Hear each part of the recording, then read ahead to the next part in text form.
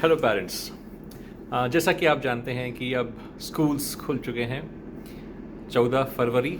आखिरकार 2 साल बाद इस पेंडेमिक के बाद स्कूल्स वापस से शुरू हो रहे हैं, रादर फिजिकल स्कूल्स, क्योंकि ऑनलाइन स्कूल्स तो चल ही रहे थे, बट जो एक्चुअल स्कूल का जो फील है वो अब 14 तारीख से चालू होगा। अब ऐसे समय में ये बहुत दुविधा का विषय हो गया है उन पेरेंट्स के लिए जिनके बच्चे अभी 3 साल 4 साल 5 साल के हो चुके हैं, बिकॉज वो अभी तक कभी स्कूल गए नहीं हैं। So choosing a right school is a very difficult task. अपने बच्चे के लिए सही स्कूल कैसे चुने, ये एक बहुत ही डिफ़िकल्ट टास्क है, क्योंकि कई बार हम चेहरे देखते हैं और हमारे आसपास के चेहरे जो कहते हैं वो हम फॉलो करते हैं। But I am going to give you a mantra today. मैं आपको एक बहुत ही सिंपल सा एक मंत्र आज देने वाला हूँ, जिसमें कि it will be don't see face but see the face, right. ये एक बहुत ही कंफ्यूजिंग सा लग रहा है आपको अभी, but you will get clear within 2 minutes. Don't see faces but see faces, ये मंत्र है how to choose a good school. And what do I mean by this, इसका क्या मेरा तात्पर्य है वो ये है कि आप लोगों का चेहरा देख के एडमिशन मत लीजिए। What you have to see is 5 चीजें आपको देखनी है। FACES, FACES, 5 फैक्टर्स, 5 चीजें, फेसेस मैंने बनाई है ये, कि आप ये 5 चीज़ों को देखिए, कंपेयर कीजिए एंड देन सोच समझ के डिसीजन लीजिए। क्योंकि लाइफ के बहुत सारे डिसीजंस हम बहुत सोच समझ के लेते हैं, लेकिन हमारे लाइफ का सबसे बड़ा जो डिसीजन होता है कि हमारे बच्चे वो कहाँ पढ़ेंगे, क्या बनेंगे, कैसे करेंगे, क्योंकि ये उनका बिल्डिंग ब्लॉक ईयर है। जो फाउंडेशन आप आज डालोगे वही फ्यूचर में आपका फ्यूचर भी बनेगा और बच्चों का भी बनेगा। So it is very important कि आप ध्यान से काम लिए डिसीजन लें।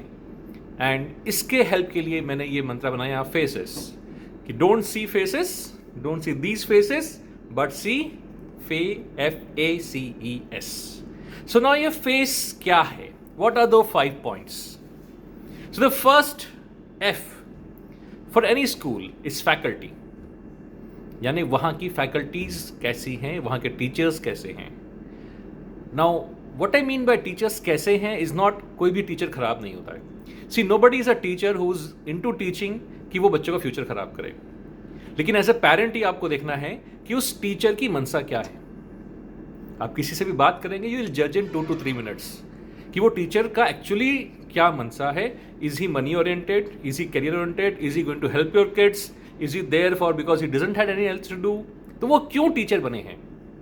आप किसी से भी बात करोगे ना, आपको 10-15 मिनट में ये आइडिया हो जाएगा complete. You don't have to really उसको पूछना नहीं कि भैया तो टीचर क्यों बना है। Just by talking to a teacher you will understand this. So first F is faculties कैसी है। Now after F it is A। Faces की स्पेलिंग में F के बाद A आता है। So what is A? A is administration. वहां का एडमिनिस्ट्रेशन क्या है। कहते हैं किसी भी सेना का अगर सेनापति जबरदस्त हो तो उस सेना को हराना जो है मुश्किल हो जाता है, right. So who is the leader, who is leading that organisation.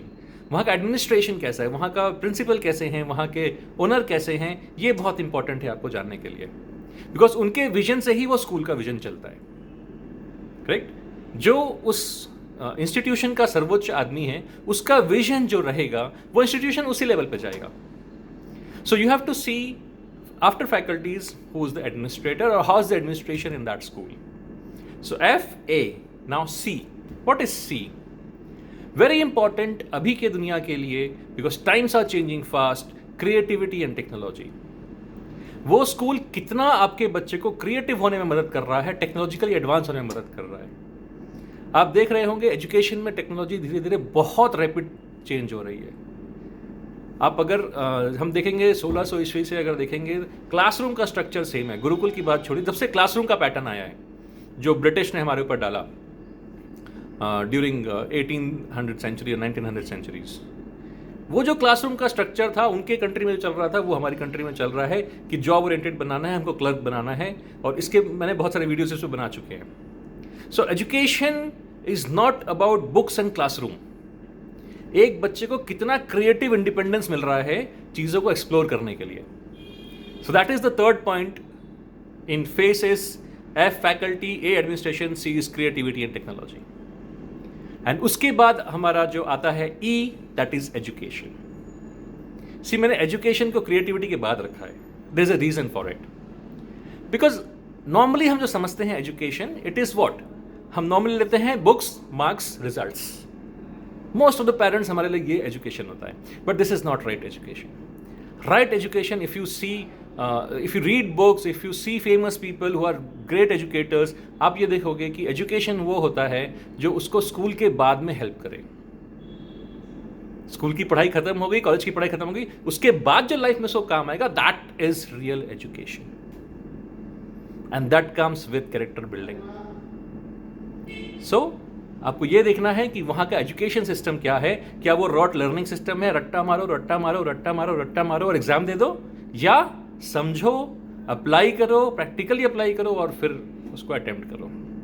So F faculty, A administration, C is creativity and E is education. और लास्ट का जो बच गया वो एस, फेसेस में, and that S stands for sports and extra curricular activities. क्योंकि ये अभी सरकार भी बोल रही है, and of course it is very important to stay healthy. यहाँ के साथ साथ बॉडी फिट होना भी बहुत जरूरी है. If your mind is active and healthy body, तब परफेक्ट कॉम्बिनेशन बनता है एक अच्छा फ्यूचर के लिए. सो स्पोर्ट्स के लिए क्या ऑप्शंस हैं, एक्टिविटीज़ के क्या ऑप्शंस हैं, that you have to see in the school. So think of this 5 FACES. ये फेसेस आप कंप्लीट करेंगे तो आपको आराम से मालूम चल जाएगा कि कौन सा स्कूल आपको ज्वाइन करना है. सो आई होप मैंने आपका टास्क को थोड़ा सा ईजी किया है. Stay tune, stay happy, stay healthy and choose the best school for your child. Thank you so much.